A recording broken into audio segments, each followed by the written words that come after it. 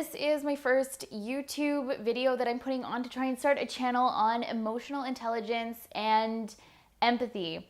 And this is something that I've become really passionate about. So this introductory video is just going to be about me saying hello to the world, but then also going into defining emotional intelligence and empathy, because I think these are two things that we really lack in, not only in our society and the way we relate with others, but also very much with ourselves, which is where I feel like the disconnect between self-help and self-help actually working is. Something that's really important for me is to acknowledge that we didn't all necessarily grow up or get taught the skills that we needed to potentially be individuals who are confident in all situations, or are able to deal with all things, or have the ability to really, see where we are in our world and feel where we are and interact with people in the way that feels truest to ourselves. I want to really acknowledge that we have mental health issues in this day and age, and that technology is not helping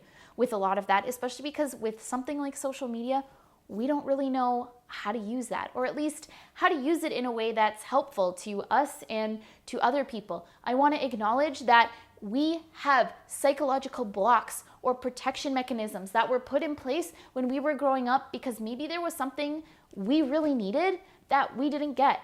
I'm not here to blame anybody or tell you it's anybody's fault. Everybody did the best with what they knew and understood, but now we're in a world where we are capable of knowing and understanding more. So that's really what I want you to, if you take anything from this video today, anything from this introduction video, is that we are capable of knowing and understanding more, and we can do ridiculously amazing and powerful things if we're able to harness those things and learn about those things. So, the definition of empathy is the action of understanding, being aware of, being sensitive to, and vicariously experiencing the feelings, thoughts, and experience of another, of either the past or present, without having the feelings, thoughts, and experience fully communicated in an objectively explicit manner. That's a lot of words.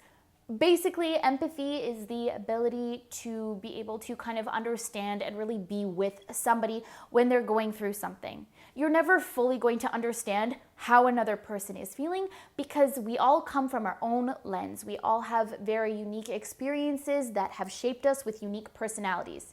You will never fully understand, but being an empathetic person means we are capable of really looking at somebody and going, you know what? I went through something that was similar, and exactly what you're saying. It sucked. It was a terrible situation, or it was great, or it was kind of okay. It's the ability to really be present with someone emotionally and go, yeah, I'm with you on this.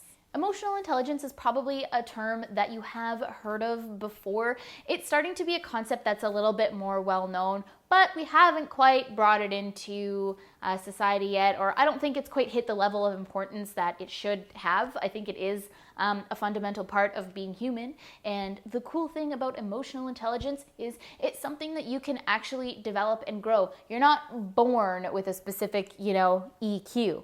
You can actually develop your emotional quotient to actually become more emotionally intelligent and more aware. So when you Google it, you don't actually get a dictionary definition, but what Psychology Today has to say about it is that emotional intelligence refers to the ability to identify and manage one's own emotions as well as the emotions of others.